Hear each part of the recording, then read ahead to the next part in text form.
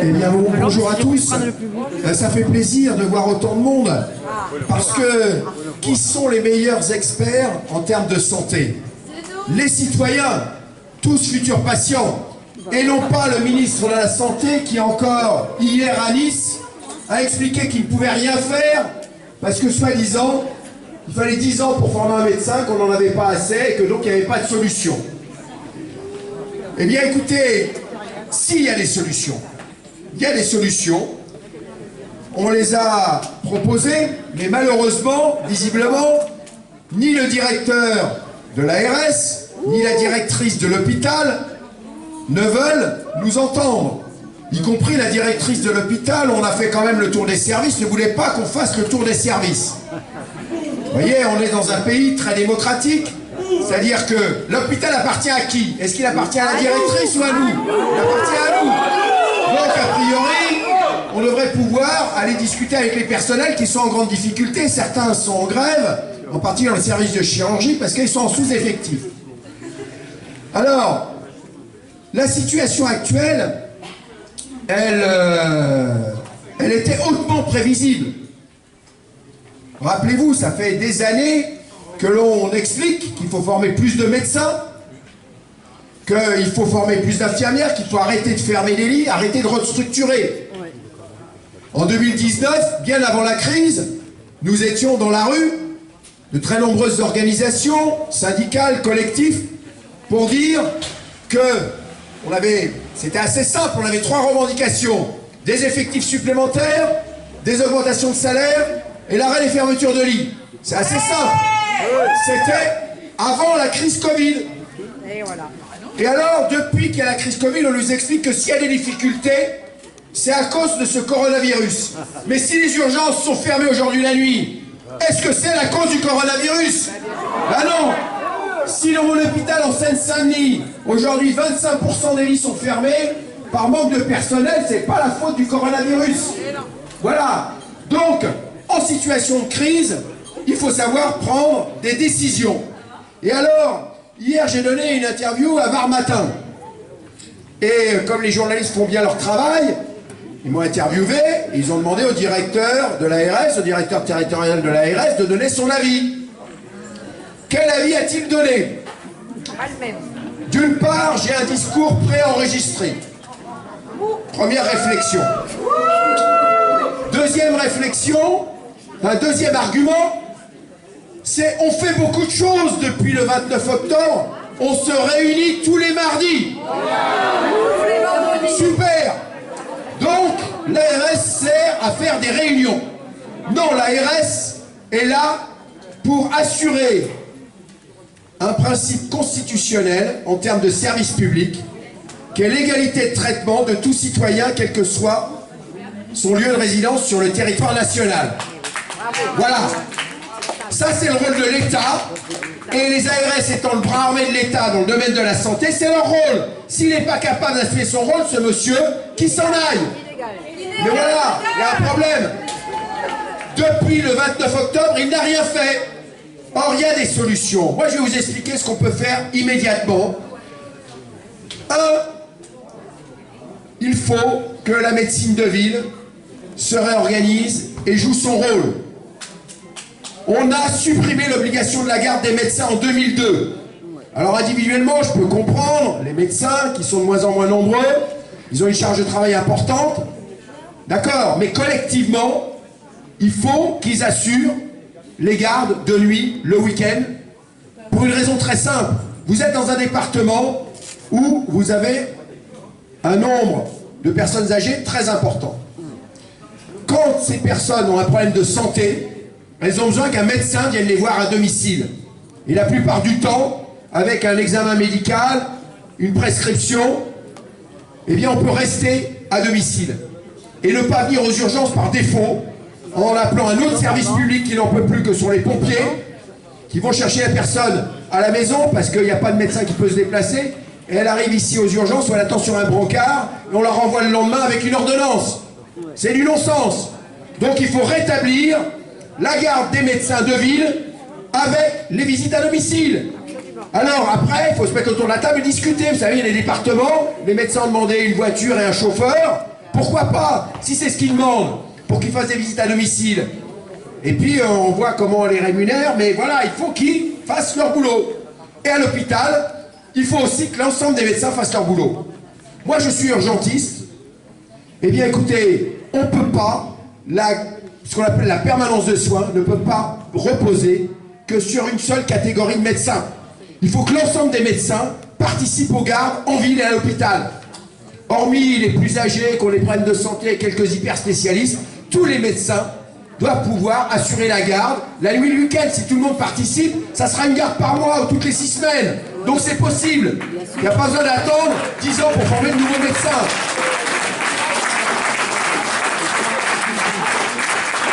Donc moi je ne suis pas pour qu'il y ait une réquisition préfectorale, ça serait brutal.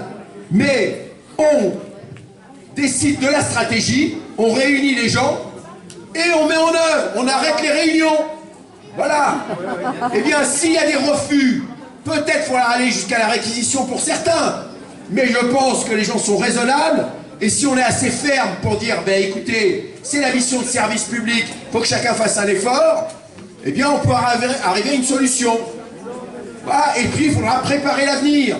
Préparer l'avenir, c'est quoi? C'est former plus de médecins.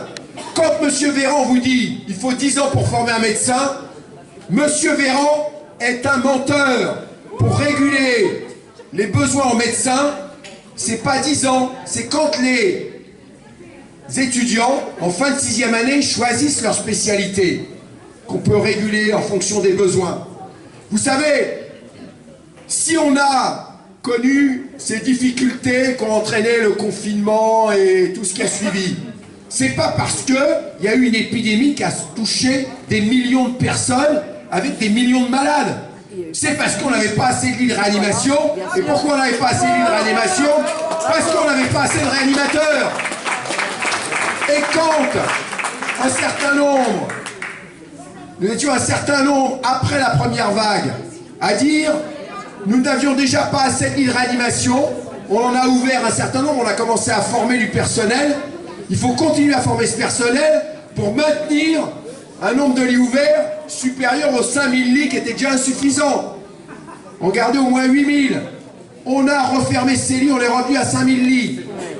Eh bien, deuxième vague, troisième vague, on a été encore en situation de catastrophe.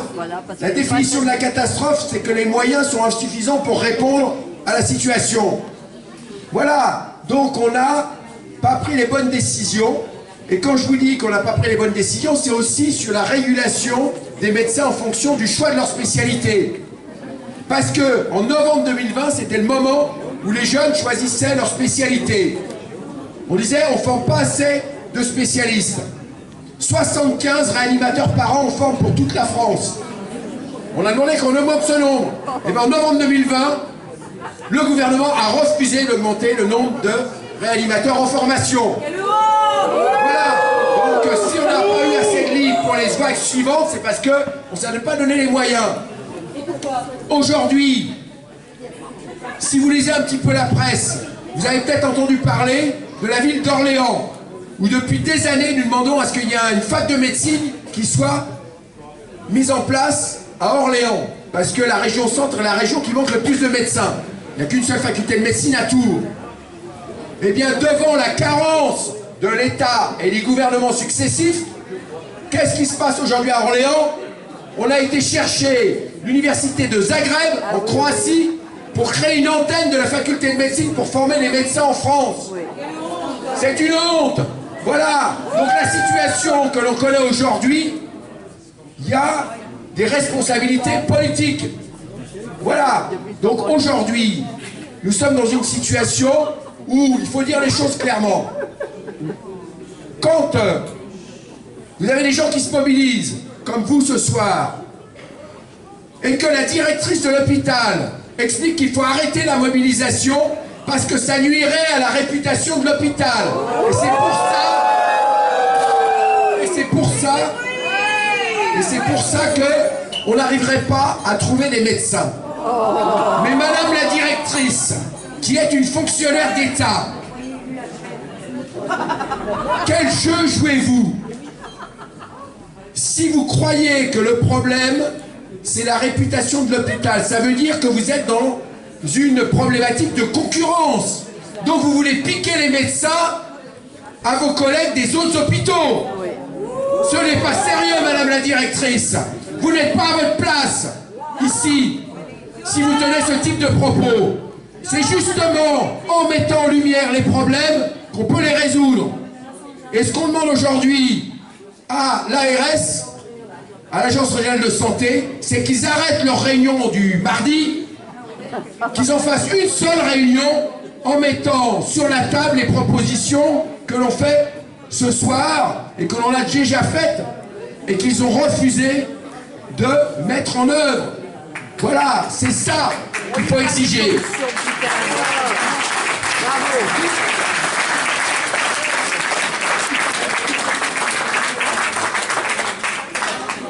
Et j'en ai pas fini à ceux dont je veux refaire le costume.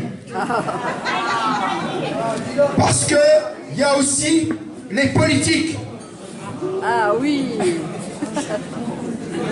Le maire d'une ville est président de la commission de surveillance. Alors ce n'est plus un conseil d'administration, c'est une commission de surveillance. Mais donc c'est fait pour surveiller. Qu'est-ce qu'il fait? Et quel est le rôle d'un élu local? C'est de s'assurer qu'effectivement la population qui l'a élu puisse bénéficier des services indispensables. C'est pas lui qui gère l'hôpital, mais c'est un représentant politique. Il y a aussi des députés.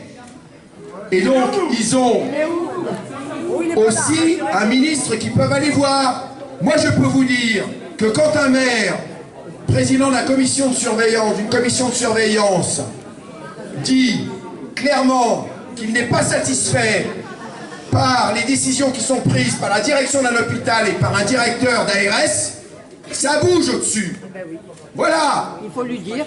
Et donc, c'est pas simplement aller au ministère comme il l'a fait et dire je reviens avec 20 millions pour soi-disant une IRM ou je sais pas quoi. Ça, c'est le Ségur de la santé, il a rien réglé. Et c'est pas du pognon dont on a besoin. C'est de femmes et d'hommes pour faire fonctionner correctement cet hôpital. Et monsieur le ministre, et monsieur le président de la commission de surveillance, pourquoi vous laissez la directrice de l'hôpital des sous-effectifs dans les services, comme en chirurgie, où on applique des normes qui ne sont basées que sur des objectifs financiers, faire des économies. Ici, c'est une infirmière pour 15 malades.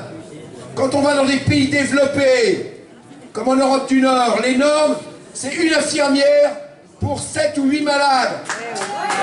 Voilà. La seule raison pour laquelle il y a ces normes, c'est parce que on gère la santé comme une entreprise et qu'il y a un budget qui est contraint et qu'il faut faire des économies, pas des dépenses de santé, mais des économies sur le service public de santé. Ça ne les gêne pas qu'il y ait des cliniques qui se développent. Ça ne les gêne pas qu'il y ait Orpea. Voilà. Donc la question aujourd'hui, c'est de dire que le service de santé, le domaine de la santé et le médico-social avec les EHPAD, les établissements pour handicapés, a besoin de plus de moyens. Et ces moyens, on peut les trouver immédiatement. Immédiatement, eh bien écoutez, pour payer la crise et pour relancer les équipements, les embauches dans les services publics, eh bien c'est simple. Si on ne prend pas tout, mais on prend tout ce qui est au-dessus des bénéfices qui ont été faits avant la crise et faits aujourd'hui par les entreprises de manière honteuse. Et là, il n'y a plus de crise, on a des moyens pour embaucher, on a des moyens pour équiper les hôpitaux et pour pouvoir répondre aux besoins de la population. Et je voudrais terminer, parce qu'on a la veille d'échéance électorale et c'est important de savoir ce qu'on veut pour l'avenir. Parce que c'est maintenant qu'il faut choisir. Est-ce que la santé relève du service public ou du secteur marchand? Il va falloir faire un choix aujourd'hui. Et Orpea nous a montré qu'il faut exclure du secteur privé à but lucratif, toutes les entreprises qui ont investi ces dernières années dans les EHPAD, dans les cliniques, etc. La santé doit relever exclusivement du secteur à but non lucratif, c'est-à-dire le secteur public ou le secteur associatif. Et on exclut toutes les activités privées à but lucratif. Ça nécessite un seul décret. Il n'y a pas besoin de révolutionner, il n'y a pas besoin de parler de nationalisation. C'est plus d'agrément sécurité sociale, plus 1 euro de notre argent, puisque ce sont nos cotisations sociales, l'argent de la sécurité sociale, plus 1 euro pour les entreprises privées à but lucratif. Ce d'autant que, si on prend le plus grand groupe de cliniques en France, et vous en avez une ici dans votre ville, le groupe Elsan, ce groupe était jusqu'à il y a peu de temps la propriété d'un fonds d'investissement anglo-saxon, CVC Capital Partners. CVC Capital Partners, siège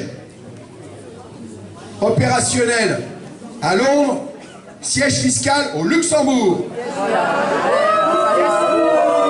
Alors vous savez, ils investissent, ils restructurent, ça fait augmenter le prix des actions, ils revendent, ils encaissent leurs bénéfices.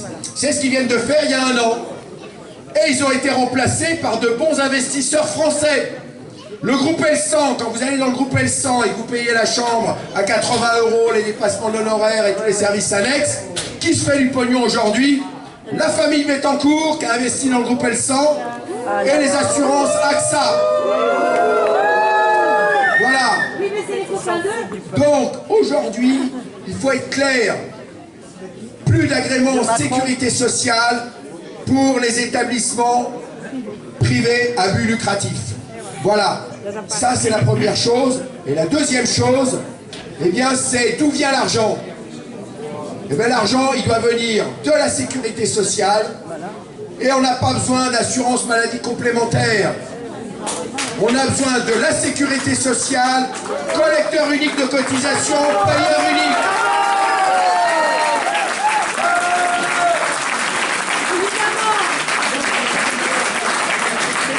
Parce qu'aujourd'hui, écoutez, c'est du business, l'assurance maladie complémentaire.